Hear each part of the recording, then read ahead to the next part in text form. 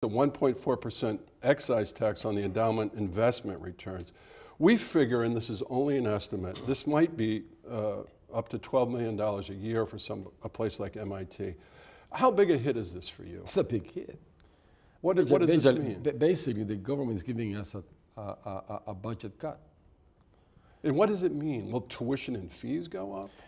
Well, it means no. It means we cannot do that.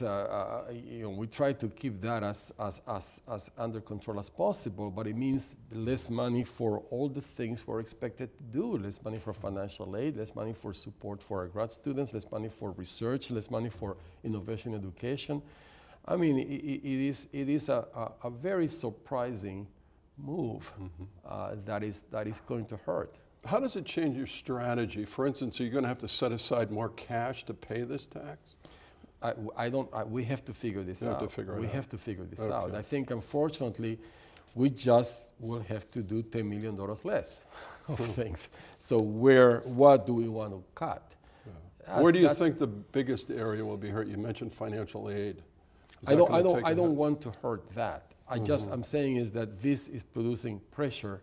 That's where the money goes, is to help. We just want this place to be accessible to everybody who belongs here, that can fit in here. And that's going to hurt in producing that kind of support. But I have not made any decisions, and I have to see all the options, and we just have to figure this out. Okay. But there is no question that it's just going to hurt. Some have called this tax, other measures they were planning that didn't get into the package, have called this a war on higher education. Do you think that's true? I think there is a serious lack of understanding among some people about the importance of higher education.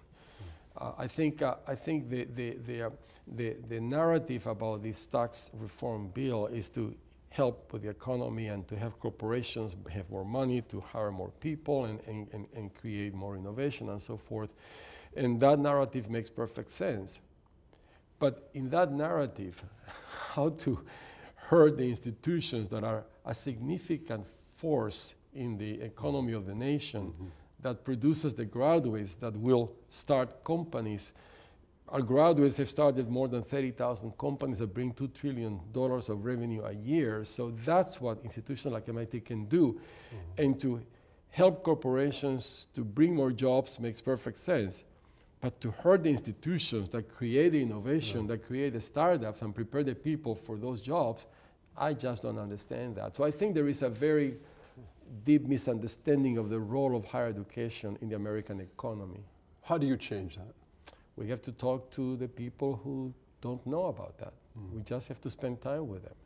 I think there is an important issue here that our House representatives are elected by voters in their district, and they have to respond to what the voters in the districts want and need, and that's that's part of democracy. That's part of the way things are.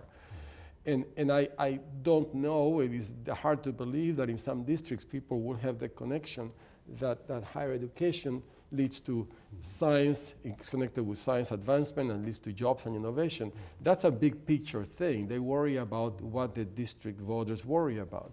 But somebody in the nation has to worry about the future of the nation as a whole, the big picture.